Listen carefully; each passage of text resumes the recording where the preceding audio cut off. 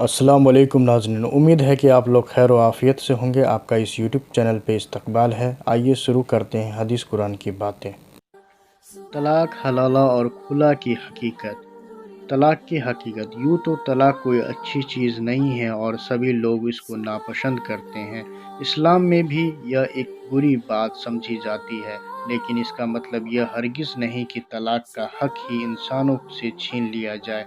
पति पत्नी में अगर किसी तरह भी निभा नहीं हो पा रहा है तो अपनी ज़िंदगी जहन्नम बनाने से बेहतर है कि वो अलग होकर अपनी ज़िंदगी का सफ़र अपनी मर्ज़ी से पूरा करे, जो कि इंसान होने के नाते उसका हक है। इसीलिए दुनिया भर के कानून में तलाक की गुंजाइश मौजूद है और इसीलिए पैगंबर के दीन में भी तलाक की गुंजाइश हमेशा से रही है।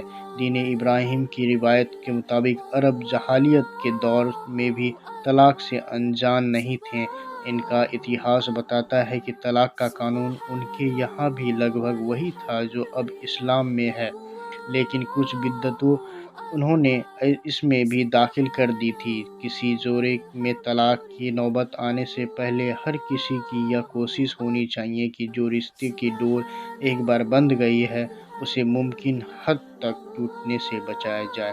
जब किसी पति पत्नी का झगड़ा बढ़ता दिखाई दे तो अल्लाह ने कुरान में उनके करीबी रिश्तेदारों और उनका भला चाहने वालों को यह हिदायत दी है कि वो आगे बढ़े और मामले को सुधारने की कोशिश करें।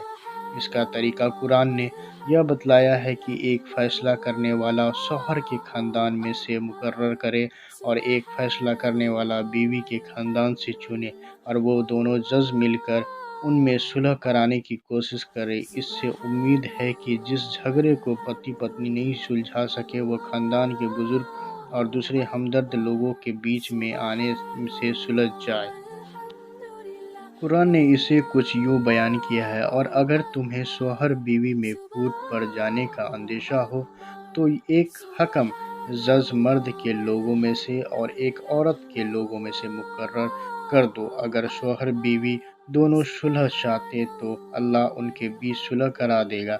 बेशक अल्लाह सब कुछ जानने वाला और सबकी खबर रखने वाला है।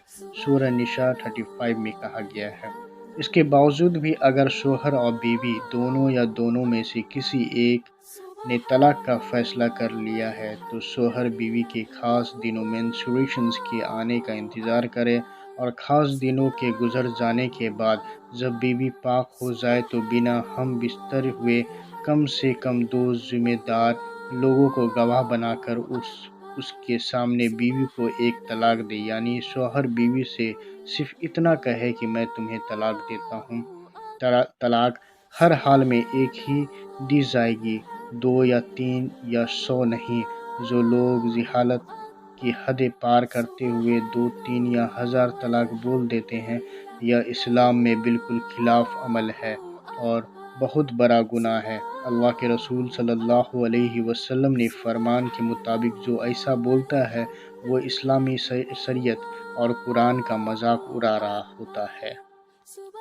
इस एक तलाक के बाद बीवी 3 महीने यानी 3 हैज़ जिन्हें इद्दत कहा जाता है, और अगर वो प्रेग्नेंट है तो बच्चा होने तक शौहर ही के घर रहेगी और उसका खर्च भी शौहर ही के ज़िम्मे रहेगा, लेकिन उनके बिस्तर अलग रहेंगे। कुरान ने सूरह तलाक में हुक्म फरमाया है कि इद्दत पूरी होने से पहले ना तो बीवी को ससुराल से निकाला जाए, ना ही वो खुद निकले। इसकी वजह कुरान ने यह बतलाई है कि इससे उम्मीद है कि इद्दत के दौरान शौहर बीवी में सुलह हो जाए और वो तलाक का फैसला वापस लेने को तैयार हो जाए। अक़ल की रोशनी से अगर इस हुक्म पर गौर किया जाए तो मालूम होगा कि इसमें बड़ी अच्छी हिकमत है, और हर माशरे में समाज में बीच में आग भड़काने वाले लोग मौजूद होते हैं। अगर बीवी तलाक मिलते ही अपनी माँ के घर चली जाए तो ऐसे लोगों को दोनों तरफ कान भरने का मौका मिल जाएगा। इसलिए यह ज़रूरी है कि बीवी इद्दत का वक्त शौहर ही के घर गुजारे। फिर अगर शौहर बीवी में इद्दत के दौरान सुलह हो जाए तो फिर से वो दोनों बिना कुछ किए शौहर और बीवी की हैसियत से रह सकते हैं। इसके लिए उन्हें सिर्फ इतना करना होगा कि जिन गवाहों के सामने तलाक दी थी ان کو خبر کر دے کہ ہم نے اپنا فیصلہ بدل لیا ہے۔ قانون میں اسے ہی رجوع کرنا کہتے ہیں، اور یہ زندگی میں 2 بار کیا جا سکتا ہے، اس سے زیادہ نہیں۔ سورہ بقرہ میں 229 میں کہا گیا ہے۔ شوہر رجوع نہ کرے تو عدت کے پورا ہونے پر شوہر بیوی کا رشتہ ختم ہو جائے گا۔ لہٰذا قرآن نے یہ ہدایت فرمائی ہے کہ عدت اگر پوری ہونے والی ہے تو شوہر کو یہ فیصلہ کر لینا چاہیے کہ اسے بیوی کو روکنا ہے یا رخصت کرنا ہے۔ دونوں ہی صورتوں میں اللہ کا حکم ہے کہ معاملہ بھلے طریقے سے کیا جائے۔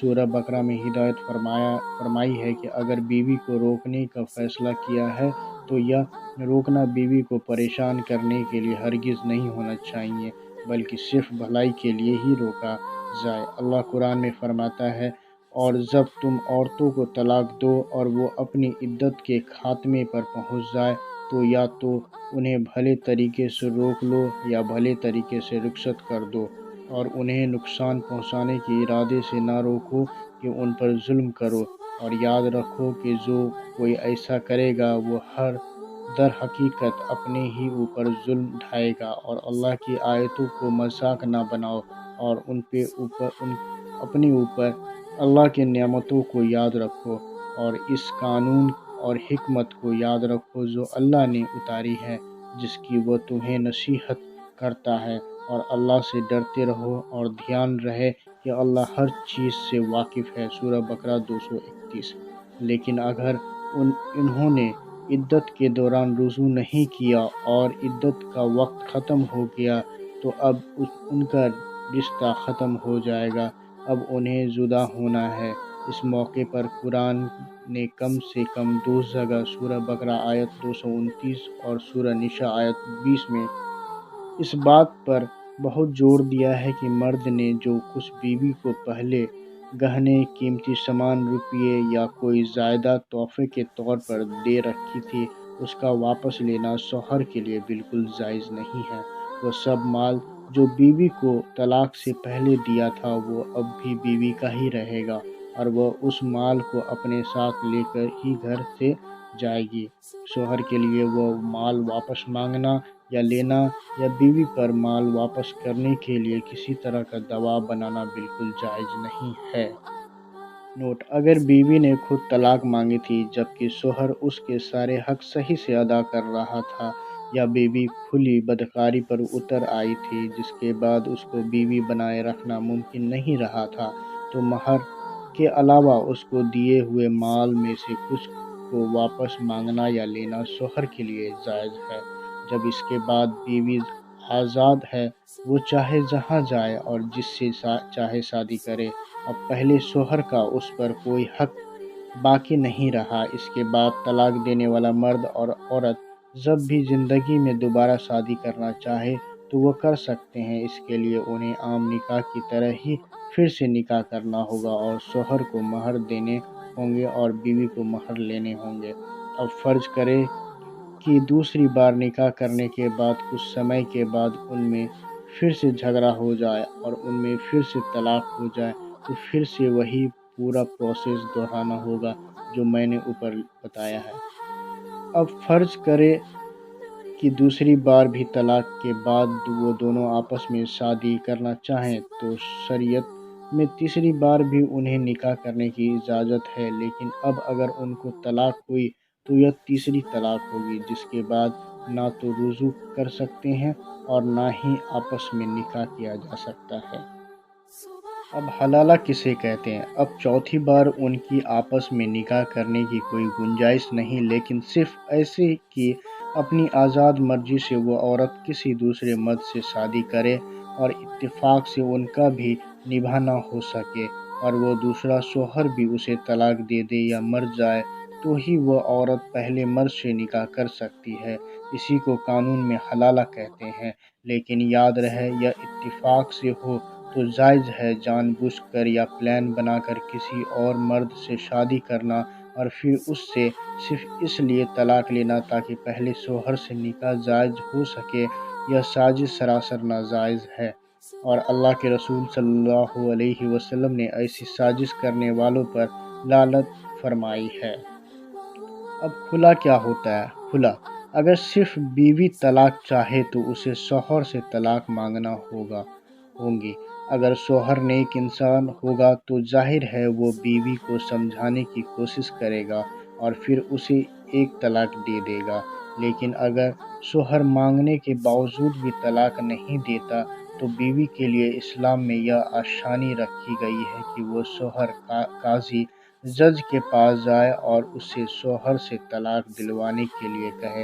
इस्लाम में काजी को यह हक दे रखा है कि वो उनका रिश्ता ख़त्म करने का ऐलान कर दे, जिससे उनकी तलाक हो जाएगी। कानून में इसे खुला कहा जाता है।